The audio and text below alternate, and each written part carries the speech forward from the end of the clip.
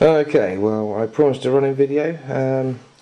We've got some reasonable footage. I'm having to do this unfortunately on the dodgy old camcorder because the GoPro's gone flat, so excuse this rather poor quality image here. I think what really needs to be remembered with this buggy is it's really cheap. I mean, it is seriously cheap. I drove it pretty hard. It went down some pits, it flipped over onto its roof, you know, it flipped corner to corner, it did a couple of big jumps and landed on its nose. There is nothing broken on this car. It's absolutely solid, you know, no damage whatsoever. It's a bit mucky. And take a look underneath. You know, there's a bit of mud and a bit of grass. You saw how wet it was in the actual video, but there is no damage at all. These are all plastic components. It's absolutely, I'm very impressed for the price, to be fair, and considering how wet it was going inside the buggy. No moisture whatsoever got into the receiver. Didn't look like anything got onto anything else either. It all just stays well away from the inside of the buggy. Didn't notice any moisture on the battery either. So I would suggest that most of the water, as long as you're not running it in, you know, into standing water, I think most of the water is actually coming off of these wheels. You know, like a big spray effect rather than actually coming into the car. Which is good. Yeah, that's what you want. You don't want it going in the car. I've got no complaints whatsoever. It's been absolutely a cracking laugh. The only thing I broke that weekend, unfortunately, was myself. Just give you a little. Just turn this around. Excuse me, I'll probably have to edit this a little bit. It's managed to break my back. Rather dramatic, I know. But yeah, thought I jarred it falling down, and turns out I've managed to fracture 3 vertebrae, so I'm out of action for a little while. But I mean, that gives me time to plan things for this. So we are going to FPV this still. We're still going to get some more footage of this. We've got some GoPro and some Mobius cameras that we can stick on this in various positions. One thing we're going to be looking at doing,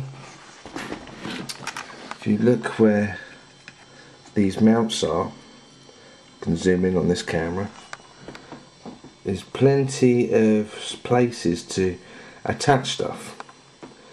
So what we're looking at going to be doing is, if I just pop that back on.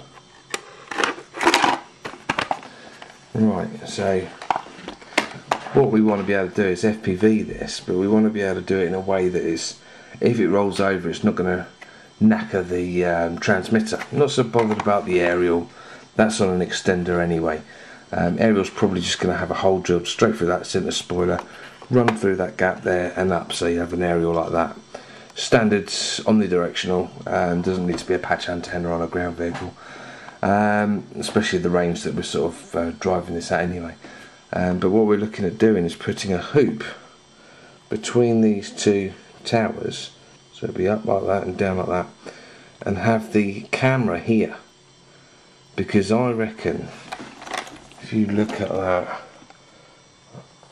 just about get that in line, you see there's quite a bit of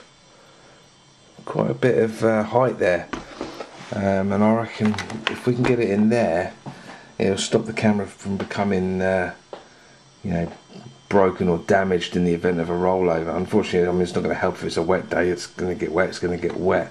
That'll be the end of the transmitter, but then it's only a cheap job anyway. I know people are interested about these large wheels and tyres. Brilliant, superb, no complaints. Big front bumpers, you saw some of the stuff I was doing to it.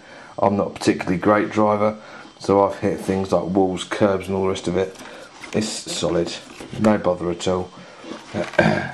Some people have asked about the battery. This is the battery, Turnigy, 4000 mAh, 2S.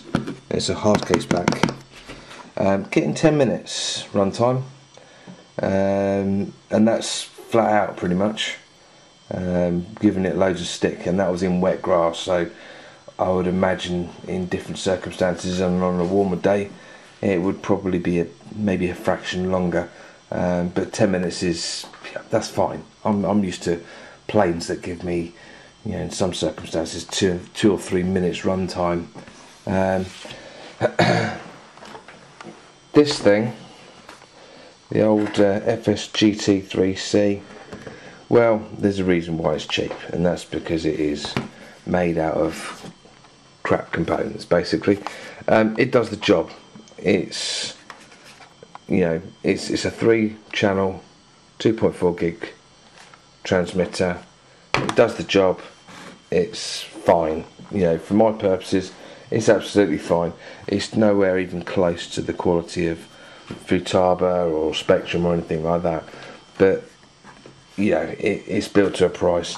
Main complaint, the phone on here, it just falls off, or it goes closer to the transmitter body itself very easily, and then it jams the steering up, so you can see that there. It's supposed to spring back. Move this sponge away, and obviously it goes back again. It's only come out a few times. It looks tatty as hell already, but like I say, 30 quid, can't go wrong, can you, really? I think the total spend here is around about 110 quid for the car and the transmitter, maybe another 30 quid for the batteries. Cheap as chips. I don't think you can do any better. It's quick enough. It's you know, it's agile. The steering's really good. No complaints at all. It's brilliant. Thumbs up from me. If you want to see any more on this, watch out for further videos. And if you've got any ideas for stuff that you want reviewed, give us a comment. Thank you very much. Cheers.